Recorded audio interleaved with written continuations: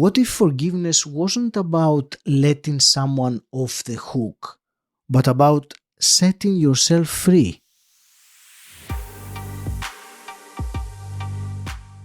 Welcome to Personal Development Mastery, the podcast that helps intelligent, busy professionals develop self-mastery and discover their calling, so you can thrive in a fulfilling, purposeful life. I'm your host, Agi Keramidas, and this is episode 486. By listening to this episode, you are going to learn a practical, step-by-step forgiveness system that starts with the easiest people to forgive and works up the hardest. You will also discover how unprocessed anger and sadness affect their body and mind, and what happens when you finally release it. Before we dive into the surprising power of forgiveness, remember, my fellow mastery seeker, if you want to go deeper into the episode, join us at our free community, the Mastery Seekers Tribe. Go to masteryseekerstribe.com. Now let's get started. Today it is my real pleasure to speak with Katharine Giovanni. Katharine, you are a best-selling author of 12 books, a speaker, trainer, and forgiveness and transformation coach. You bring wisdom to the art of forgiveness and unlocking intuition, and you are passionate about helping people heal from past wounds, especially when it comes to forgiving and forgiveness. Katharine, welcome to the show. It's such a pleasure to speak with you. Thank you so much for having me. I appreciate it. We will explore today, as I've probably hinted already by my introduction of you, forgiveness. In particular, how to forgive, which is what your angle on is makes it so unique. Before we go there, Katharine, you've been through some incredibly difficult experiences in your life, including cancer, childhood trauma. Was there a defining moment that led you to embrace forgiveness in your path? The fact that I call myself a forgiveness coach probably implies I've had a lot of its opposite in my life. There's a lot of water under that bridge. And it probably started in the 8th grade. My parents were very pickled people, meaning they were both alcoholics. And I was terribly, terribly bullied in school because I was different. And so as a result of all of the stress, I tried to commit suicide, and I turned into one of those kids, the kids I'm talking about. And I just kind of bobbled through life until my mother fell down a flight of stairs, broke her hip, and ended up in the hospital. And even my mother couldn't get a gin and tonic at the hospital. So she dried out and she went to rehab. And we spent the next 3 years closer than sisters. We were tight. We forgave each other. We did everything together. And then she died of breast cancer, which I actually eventually got in 2012. And I tell a lot of people that if you look back in your life, you can see that flashpoint. I call them flashpoints. The one day that everything changed. And some of us have more than one, but that was my flashpoint. And I realized right then that if I didn't change my life, I was going to die too. And I was miserable. I was angry. I was sick all the time. I had one friend. So it was the only New Year's resolution I ever kept. And I quit drinking in 1990. So I've been sober for 35 years.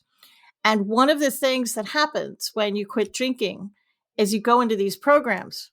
And I was really shy. I'm actually, they call me an extroverted introvert at this point, an ambivert or something like that. But back then, painfully shy. So I had no desire to make amends with people. If we had had texting, I would have happily texted those people. No problem. But we didn't have texting. We didn't even have computers. That's how I'm as old as dirt. And so you had to either call or go see these people, and they might yell at me. And I was shy, so I didn't do any of it. I kind of played along with it, and I kind of paid it lip service. There was no energy behind it. But I kept doing it. And I kept, saying, I forgive you, because intuitively I knew that the hate and the anger was what was holding me back. And I wanted to get rid of it. So I kept doing it. And it wasn't until I eventually went into the concierge industry and I started to teach concierge and customer service. But I could teach you the most beautiful words in the world to say.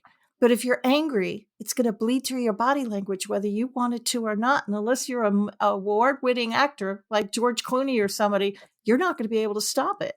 So I started to teach forgiveness. And then in 2020, I finally figured out the special sauce that everybody's forgetting. And I came up with a step-by-step system. But here's the thing. On a 10 scale, with 10 being unforgivable, horrific, and 1 being the easiest person in the world to forgive, every single person listening or watching this broadcast right now, everybody's thinking of their number 10. And that's why nobody wants to forgive. And that's why it's so hard, because you're starting with the person that hurt you the most. And in my world, with my system, we're going the other way. We're starting with the easy ones, and we're going to work our way up to the end. It sounds like a very sensible approach, the way you said it. That's great. Let me start, and we're going to go into the step-by-step process, as you said. One thing I wanted to ask, because having worked with forgiveness for so long, I'm sure you have noticed some common misconception that people have about it. So there's a lot. I'm sure there are, but is there anything that strikes out, something that maybe it will give us a little bit more of an understanding of what is not forgiveness? And then we can move into what it actually is, because I would also like to ask your thoughts on the definition. How do you define forgiveness yourself? I got you. Just because I forgive you doesn't mean I want a relationship with you. I probably don't. Forgiveness doesn't necessarily mean repair. I do it for me. I'm doing it because it's a selfish act, to be honest. You do it for you. You don't do it for them.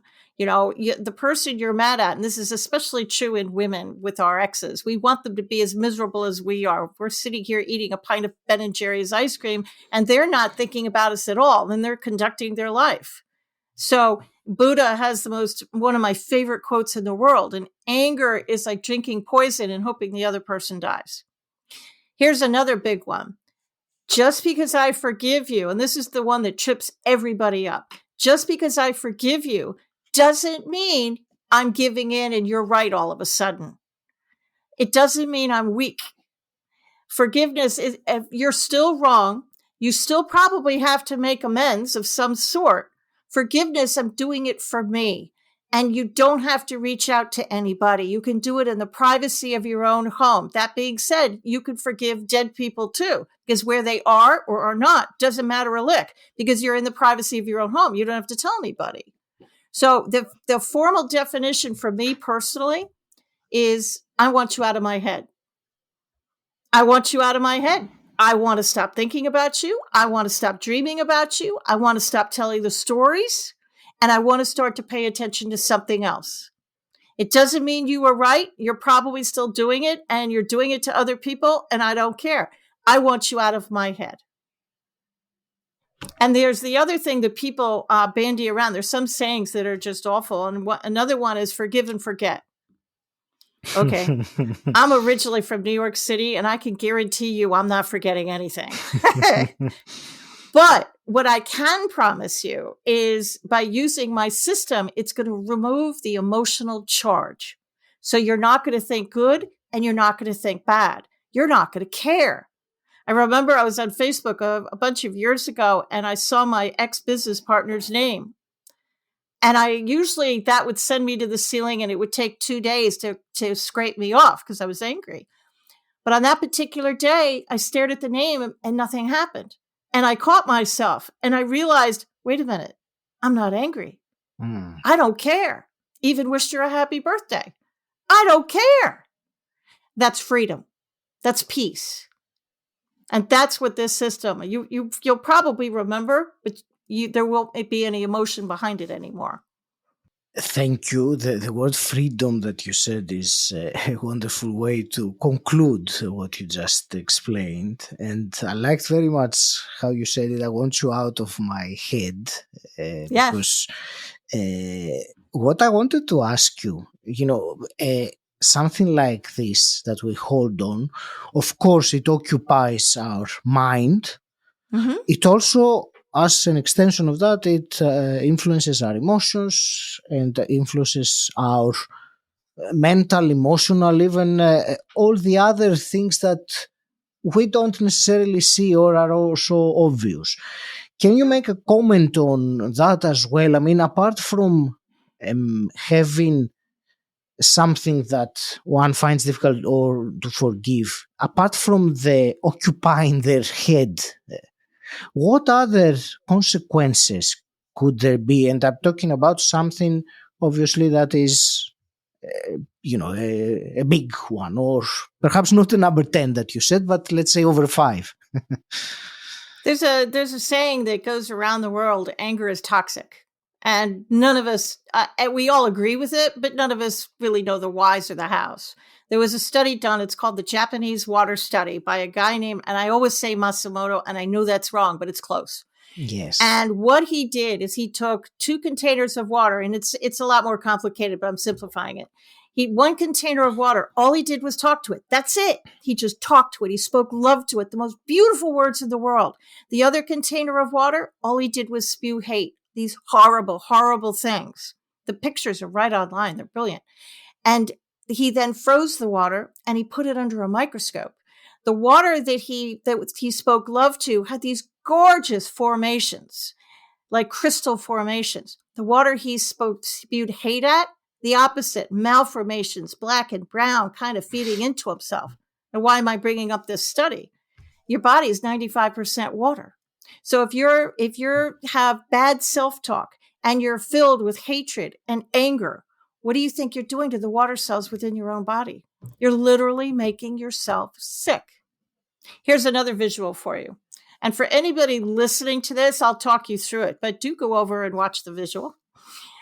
I'm holding a purple coffee cup in my hand. This coffee cup represents anger and regret and all those negative emotions. But look at my body language. I can handle my anger. I can manage it. I can still have a conversation with you. I'm still kind of open.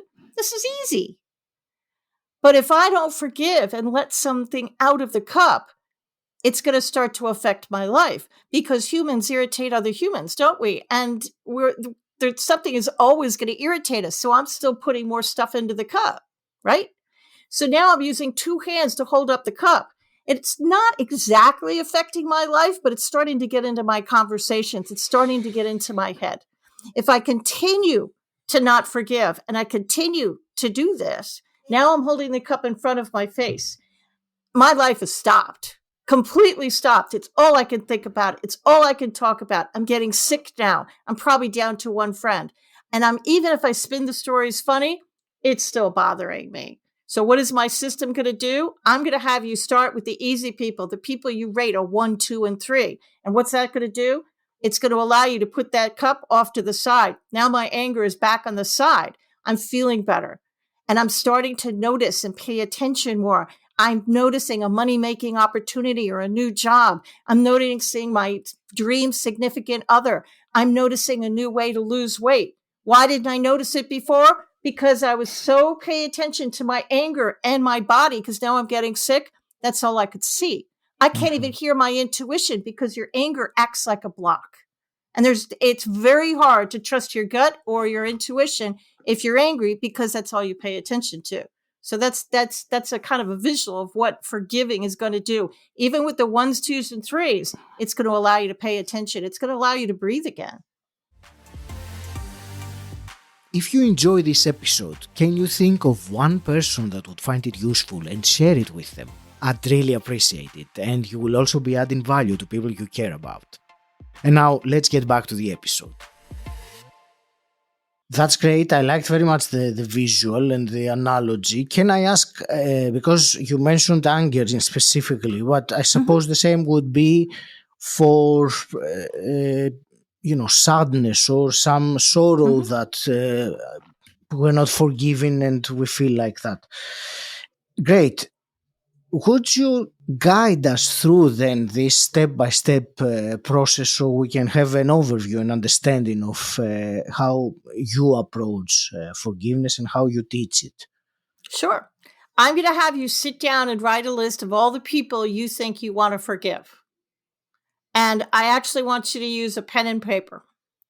Young people, I know you want to use your phone. I get it. I do understand that. But there have been hundreds of studies done that when something enters your brain and it goes down your arm and you write it on a piece of paper, it sticks. There was a study done at Harvard University, and they followed these kids through the years. Half the class was told to speak their goals out loud to the room. The other half was told to write them down. They followed the kids, and the kids who actually wrote their goals down on a pen and paper were twice as successful as the kids who did not. So write it down because it's going to stick more. And I want you to then rate these people from 1 to 10, 10 being ugly, horrific, unforgivable. And I'm going to talk about how to forgive the unforgivable in a minute. And 1 being the easiest people, like the person who stole your parking space at the grocery store yesterday. Come on now. You can forgive that person. The person who stained your sweater in high school. Come on, you can forgive that person. It was 300 years ago. You could forgive them.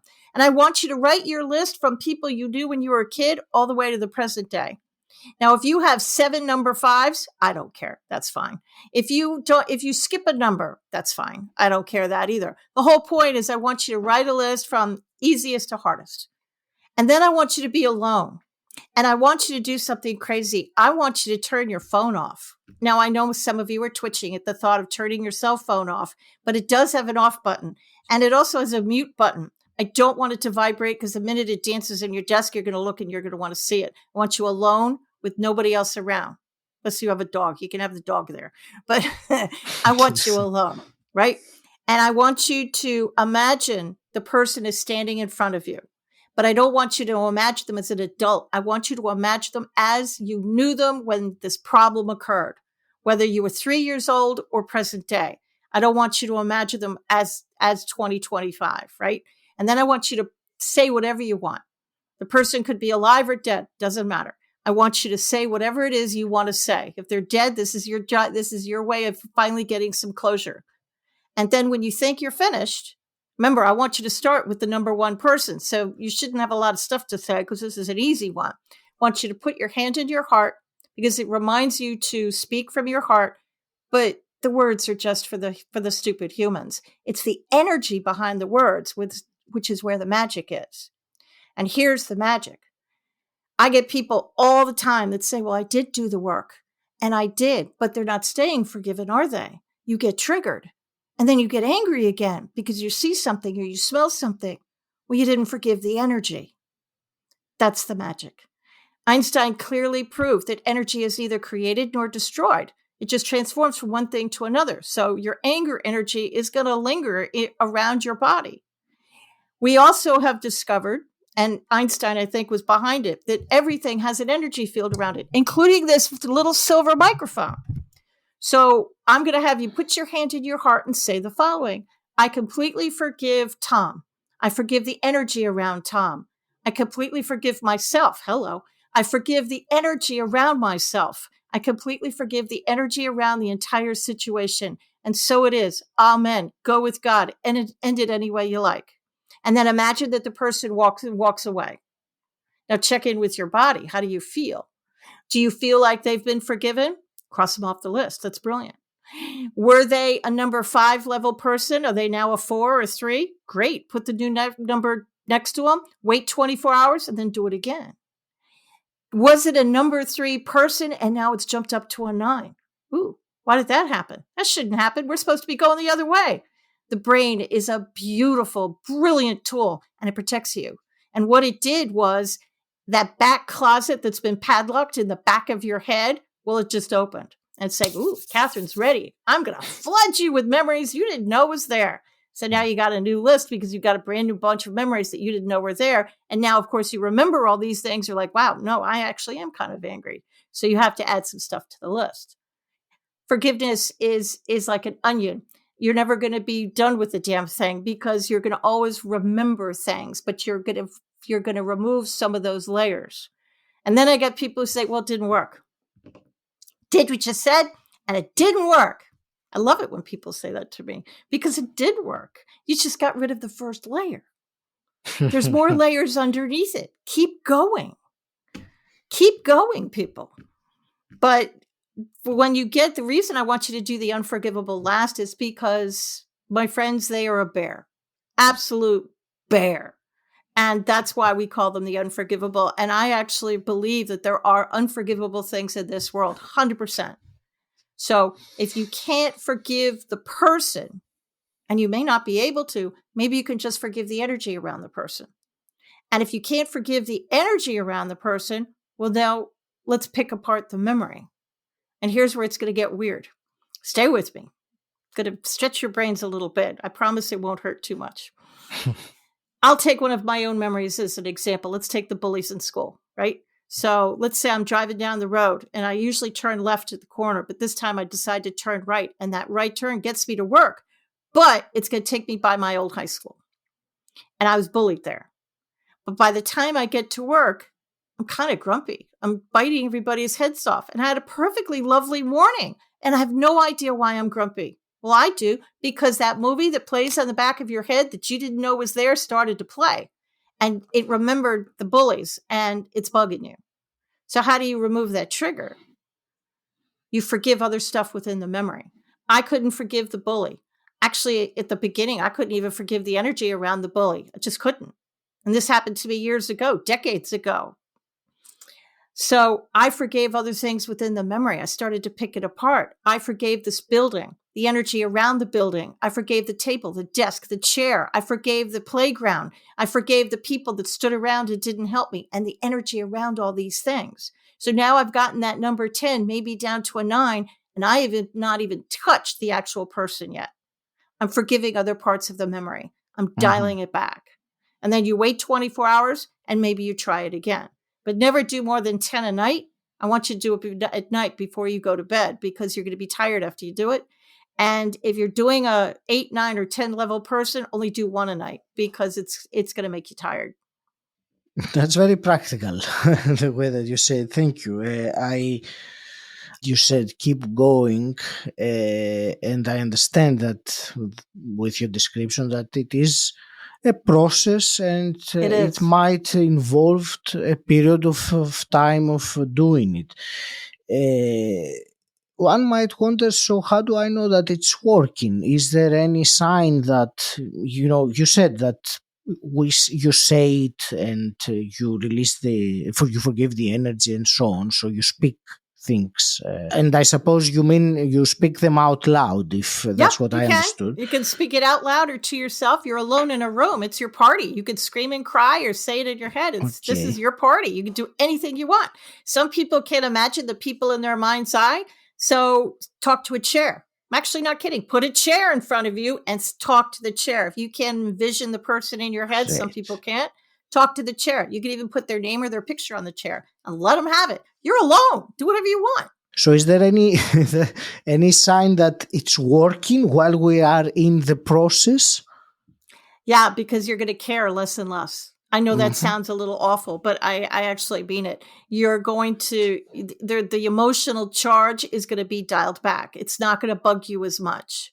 You're going to be able to go on Facebook and look at their name.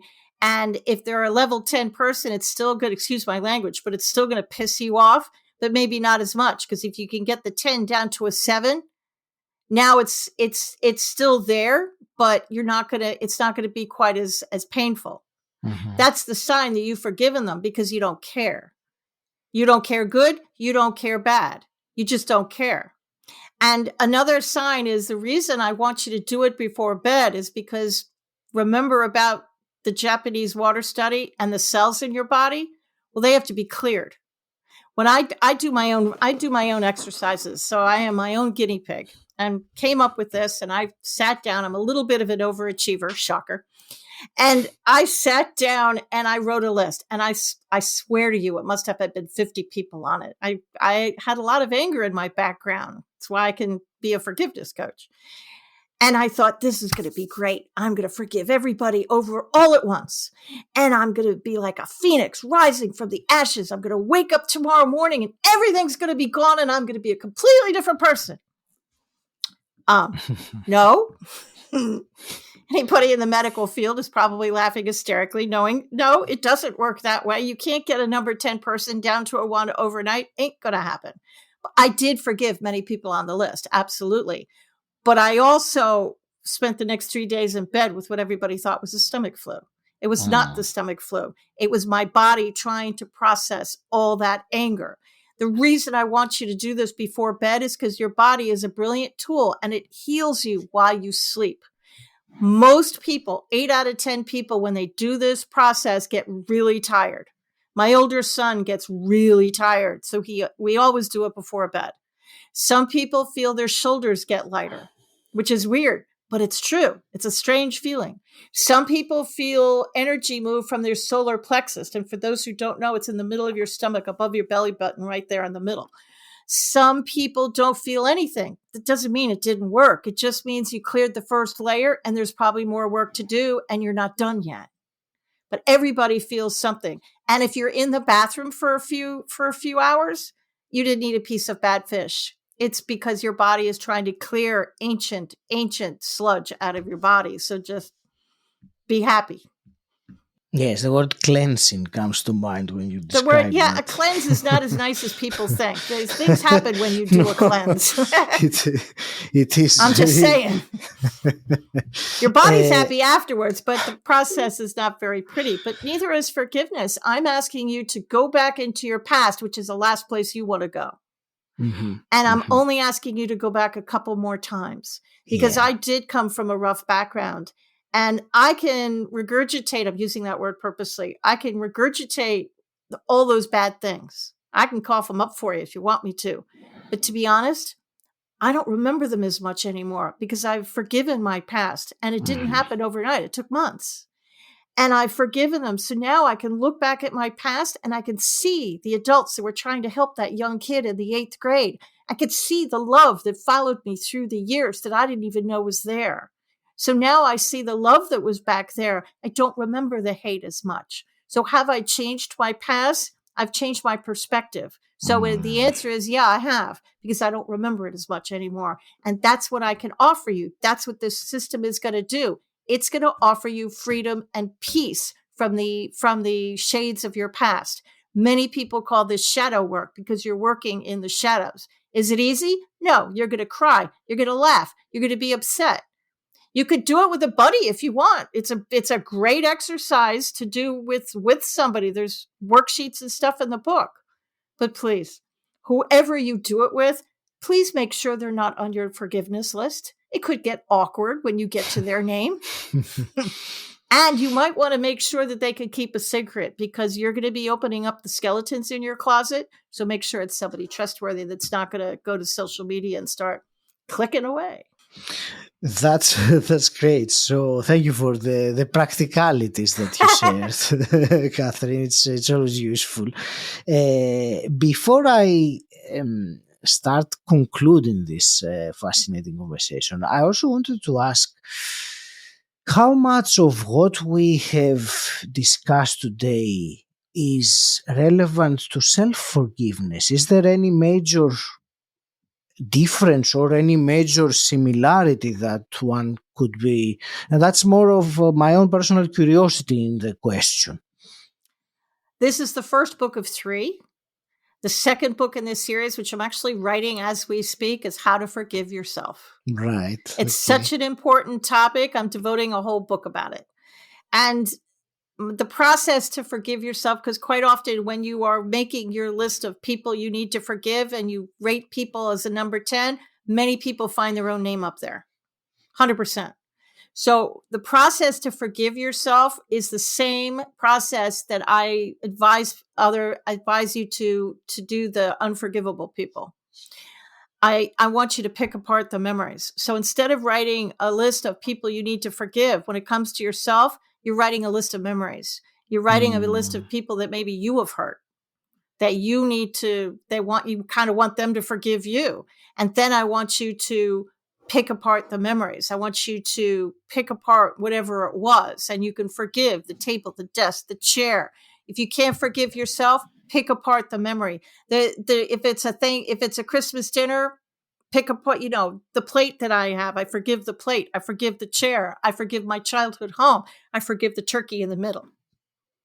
And then wait 24 hours and do it again. But yeah, forgiving yourself is hard. But as you forgive the easy memories, eventually you'll get to that hard one, and you'll be ready to pick it apart. Is it going to make the person that you want forgiveness from call you? Probably not. But remember, you're your own prisoner, and you're the one beating yourself up like a prize fighter. So forgiving yourself is going to free you. Mm-hmm. And maybe someday they will forgive you. Maybe they won't. But you have to forgive yourself first before you can do any amends.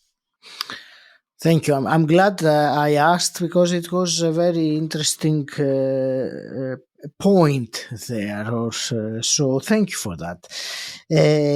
Katharine, where do you want to direct our listener, the mastery seeker that wants to find out more about this fascinating topic? Well, my books can be found on Amazon, and for my forgiveness book, which is The Ultimate Path to Forgiveness, Unlocking Your Power, that's on Amazon. And I do have the paper book, ebook, and the audiobook available, because I know not everybody wants to read. You could also go to my website where everything is, and it's KatharineGiovanni.com. And my first name, thanks to my mother, is spelled a little bit odd. Thanks, Mom. And it's Katharine Giovanni.com. Mm-hmm. That's great. Thanks, Mom. The upside for that, Katharine, and I know because I also have a difficult to spell name for English speaking people, is that it's quite unique. So there is not another one. You can't be confused with another. I suppose the same goes with your name. There is no one spelled like that. There are a few Katharines spelled my way that I've run into, but we are rare. I mean, rare. I could start a support group. That's great. Katharine, I have two final quick questions I also want to ask you. And the first one is, what does personal development mean to you? Personal development means to me, and I've been doing it for years, it means I want to be free. I have listened very respectfully to the teachers of my youth, and I listened very respectfully to my parents. And the one thing, and I'm in my 60s now, and the one thing that I can tell you for sure is some of them were wrong. Hello. And so personal mastery and personal development means to me is I'm finally able to hear that little bird on my shoulder, and I'm finally able to walk that road to wherever it is I'm supposed to go. And I'm now finding teachers that I identify with, and I'm finding books that I identify with, and I'm kind of teaching myself. That's kind of how I've learned everything. So you're literally, everything you need to know is already inside of you. You just have to move what you've learned out of the way. Don't let what you have learned get in the way of what you can learn. Nicely said. And hypothetically speaking, if you could go back in time and meet your 18-year-old self, what's one piece of advice you would give her? I think I would tell her that you are worthy. You are worthy enough to lead a life of joy. You are worthy enough to lead a life of happiness. And you are worthy enough to make your own decisions and live in love. Katharine, I want to thank you so much for this insightful conversation, and of course to wish you the very best with your mission, continuing what you're doing. I will leave it to you for your parting words or some actionable wisdom for the listener. I just want people to know that there is hope for humanity. There really is. And if we could all forgive, even the easy ones, let's just ignore the unforgivable, because we all have it. And you could forgive anything. You can forgive politicians, dare I say. You could forgive the war in the Middle East. Not going to do anything for the war in the Middle East, but it's going to do a lot for us. And the more we forgive, the better our world is going to be. So I would encourage everybody, even if you don't have anybody to forgive, just say, I completely forgive myself for not being able to forgive, and the energy around this thought. Say it 3 times a night for the next week, and magic will happen. Forgiveness really, really is a magic. It's kind of like a superpower, and your life is going to change. I hope you have found this episode enlightening. And I ask for one simple, quick favor. If you like this podcast, think of someone else you know who might find it useful and share it with them. By doing so, you'll not only help the podcast grow, but also add value to people you care about. So thank you. And until next time, stand out, don't fit in,